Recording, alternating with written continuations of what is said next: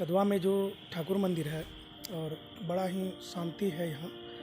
और सुबह से लेकर के जो है संध्याकालीन तक का जो कार्यक्रम होता है उसके विषय में जानकारी चाह रहे हैं कि किस प्रकार का यहाँ जो है और कैसे कैसे व्यक्ति यहाँ आते हैं, कैसे अपना दिनचर्या को पूरा करते हैं।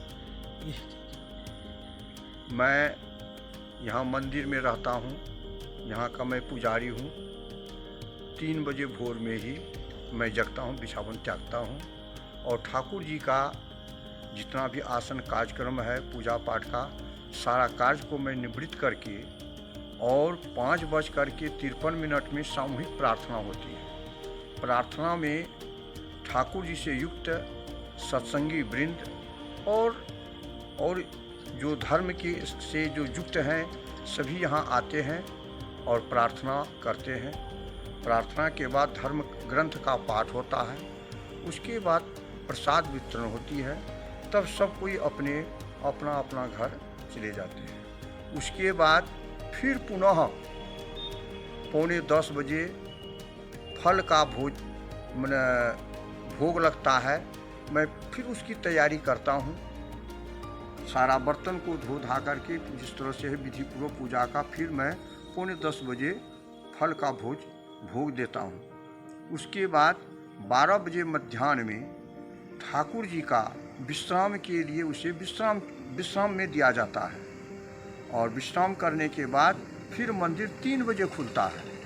3 बजे खुलने के बाद फिर उसी तरह से साफ़ सुथरा आसन किया जाता है, पोछा वोछा लगाया जाता है, बर्तन वर्तन साफ करके फिर जा कर के भोग के लिए तैयारी करते हैं और भोग देते हैं। फिर संध्या में जा कर के 6:19 में सामूहिक प्रार्थना होती है, जिसमें गांव के सत्संगी वृंद धर्मावलंबी ठाकुर जी से युक्त सभी आते हैं और प्रार्थना विनती करते हैं। फिर उसके बाद पुनः जो है 8 बजे फिर उसी तरह से भोग दिया जाता है।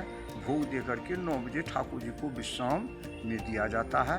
इस तरह से यहाँ तक का रात्रि का कार्यक्रम है। फिर मैं अपना भोजन करके सो जाता हूँ। फिर सुबह होती है, फिर उसी तरह का कार्यक्रम दिनचर्या चलते रहता है। इसके बावजूद समय समय पर ठाकुर जी का जन्म उत्सव, तालनोमी, आचार्य देव का जन्मदिन, सामूहिक विनती प्रार्थना को सत्संग रखते हैं, तो इस तरह से होते रहता है। आसपास के जो दादा लोग हैं उनमें आप जिसका नाम लेना चाहें, जो काफ़ी गुरु जी के क्या बोलते हैं अनुयायी हैं। हमारे राजेंद्र प्रसाद भगत ऋत्विक देव हैं। उसके बाद और सत्संगी पंजाधारी पशुपति भगत और उसके बाद पंजाधारी रघुनाथ यादव, ये सब पंजाधारी हैं।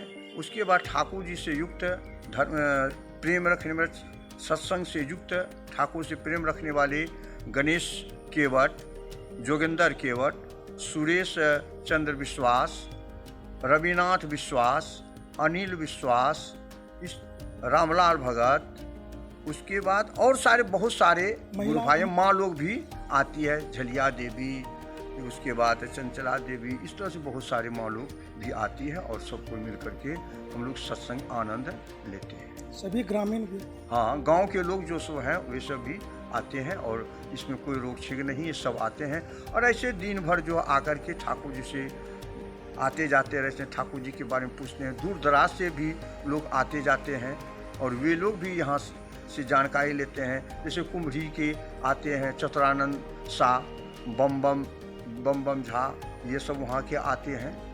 उसके बाद रघेली के शिवनारायण केवट, तिलास के जाकर के ये सब दूर दराज से भी लोग, कचौरा के जैसे रविलाल विश्वास शिक्षक, सुरेश ठाकुर, उपेंद्र विश्वास, सुरेंद्र विश्वास, शंभुनाथ विश्वास, बेचन विश्वास, ये सब भी उस गांव के लोग आते हैं और अपना सामूहिक सत्संग में गुरु की सेवा में आप अपना जीवन समर्पण कर दिए हैं। हाँ, जब तक सकते हैं तब तक तो हम उनकी सेवा में लगे हुए हैं और आगे तो नहीं कह सकते हैं कि क्या होगा नहीं होगा। गुरु जी का सेवा करने का आपको मौका मिलता है तो हाँ, गुरु जी का सेवा करने हमको मौका मिला और मैंने अपने जीवन में इससे युक्त रह करके बहुत सारे चीज़ों का अनुभव किया कि जीवन में कैसे लोगों को आपद विपद ग्रह दोष से कैसे टलता है, इसका मैंने बहुत बड़ा अनुभव किया और जाना। और हमको दिन प्रतिदिन ऐसा अनुभव होता है जो मैं सोच नहीं सकता हूँ वो भी हो सकता है। कम समय में भी अधिक काम मैं कभी कभी कर लेता हूँ। ये सब इसके एक अनुभव की बातें हैं और अपूर्व बात है, जो सोच नहीं सकता हूँ वह भी हो जाता है। ये इसकी अनुपम कृपा है। जनमानस को क्या संदेश है? जनमानस को यह संदेश है कि जीवन में एक आदर्श पुरुष को लेकर के चलें। जब आपके जीवन में एक आदर्श पुरुष रहेगा, एक गाइडलाइन देगा, उसके बातों को लेकर चलेगा तो आपका जीवन सार्थक और मंगलमय होगा। जीवन को आनंदमय और वृद्धि विकास की ओर ले जाना है, एक आदर्श पुरुष से युक्त रहें। जब आप आदर्श पुरुष से युक्त रहिएगा, उसके विधान को लेकर के जब आप चलिएगा, अपने जीवन में आनंद का उपभोग लीजिएगा और सुख ही जीवन है। वृद्धि और विकास यही जीवन का एक लक्ष्य है कि हमें जीवन में कितना आनंद मिलता है। हर जीव का एक उद्देश्य रहता है कि मैं सुखी से जीवन व्यतीत करूं। वृद्धि और विकास।